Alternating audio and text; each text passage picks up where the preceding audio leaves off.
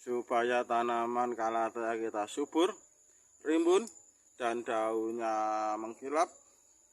Kita harus memperhatikan betul bagaimana cara membuat media tanam tanaman kalatea ini ya kawan.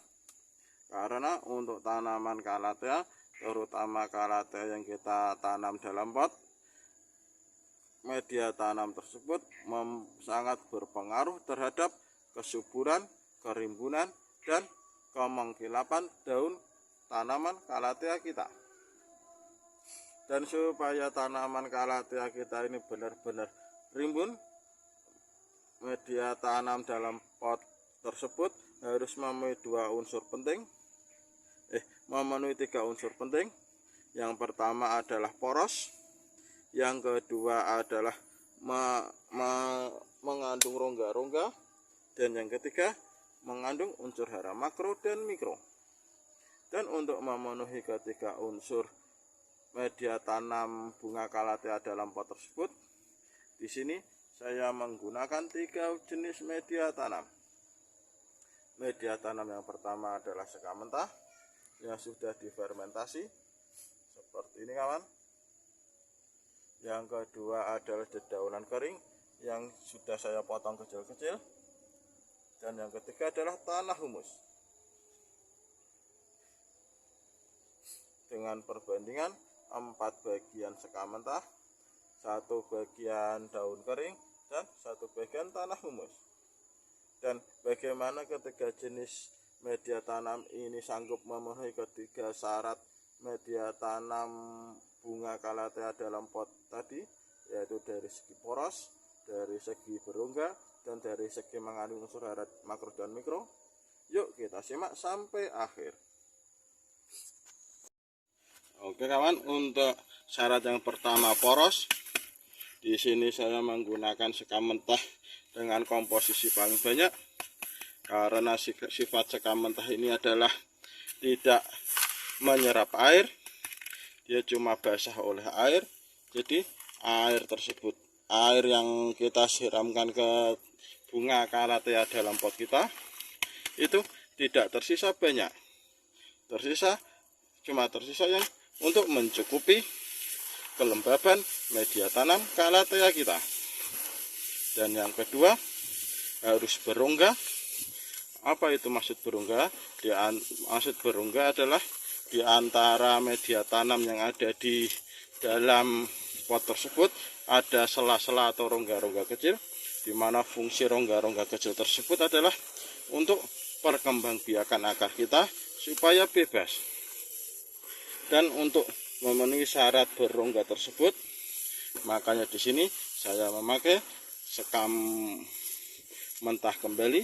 Karena fungsi sekam mentah ini antar sekam mentah satu dan satunya itu tidak padat. Jadi ada sela-selanya yang bisa untuk akar berkembang.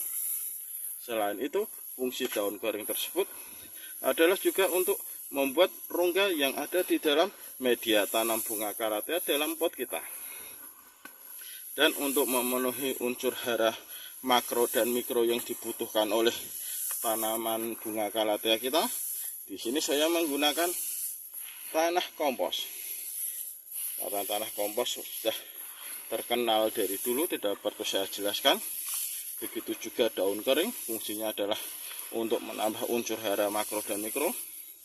Sebagai contoh, daun kering bisa menambah unsur hara makro dan mikro adalah setiap tanaman atau buah-buahan yang ada di hutan maupun ada di semak-semak itu pasti subur. Karena untuk kebutuhan makro dan mikro di dalam tanah tersebut tercukupi dengan gugurnya daun-daun dari pohon yang besar tersebut. Dan untuk menambah unsur hara makro dan mikro kembali, nanti saya pakai Ajinomoto. Untuk dosis dan cara pemakaiannya nanti akan saya jelaskan kawan. Sekarang kita masukkan media tanam yang akan kita pakai ini ke dalam ember yang lebih kecil. Tujuan pemasukan ember yang lebih kecil itu adalah akan kita lakukan fermentasi di mana fungsi fermentasi tersebut adalah untuk menghilangkan patogen-patogen jahat yang kemungkinan bisa muncul di dalam media tanam bunga calathea dalam pot kita. Selain itu, nanti dalam fermentasi pun akan saya tambah micin atau Ajinomoto yang berfungsi untuk menambah unsur hara makro dan mikro.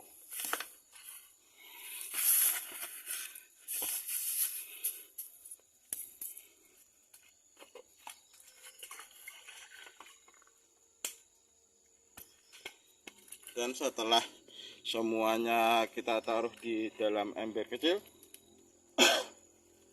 kita ambil micin dulu. Untuk dosis micin ini adalah 3 sendok teh, karena ini saya pakai ember ukuran 18 liter. Apabila kawan-kawan menggunakan ember yang lebih besar, tinggal disesuaikan, tinggal dikalibrasi. Apabila yang menggunakan ember yang lebih kecil, tinggal dikurangi. 3 sendok teh datar penuh. Untuk Ajinomoto fungsinya adalah untuk menambah unsur hara makro dan mikro. Selain itu, seperti yang saya jelaskan tadi, di dalam media tanam ini masih mungkin munculnya hama-hama atau virus bakteri yang bisa merugikan tanaman kita. Makanya dalam fermentasi ini kita tambahkan gula krosok, garam krosok. Seperti ini kawan. Karena garam krosok ini berasal dari air laut, di mana pH air laut itu sangat tinggi dan sifatnya sangat asin. Dengan pH yang tinggi dan sifat asin tersebut, maka hewan-hewan yang kemungkinan ada di dalam media tanam bisa mati dan tidak datang lagi. Untuk dosisnya saya pakai 6 sendok teh menggunung. Dan sebagai untuk menghindarkan dari serangan jamur, virus dan bakteri, saya menggunakan kunyit bubuk. Dimana fungsi kunyit bubuk ini sangat ampuh sekali kawan, karena sudah saya praktekkan selama ini, dan alhamdulillah tanaman saya aman.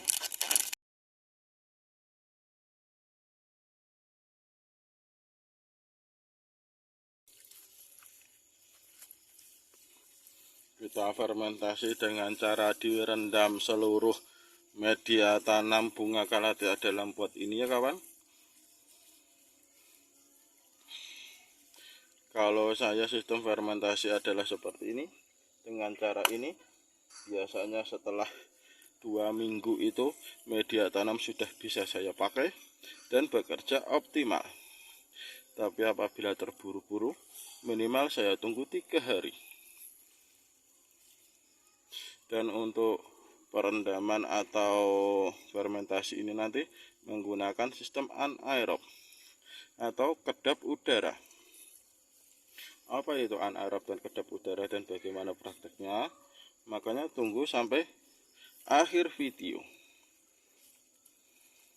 Pastikan garam, micin atau Ajinomoto dan kunyitnya tadi itu larut sampai ke bawah kawan.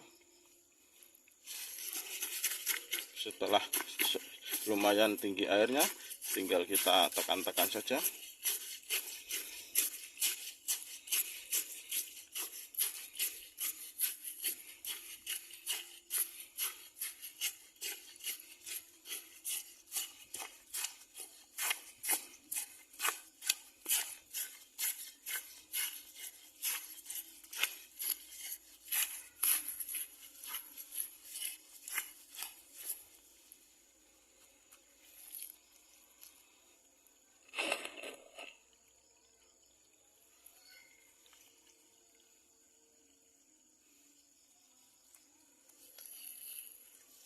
Dan setelah semua media tanam bunga calathea dalam pot ini terendam, kita tutup dengan plastik.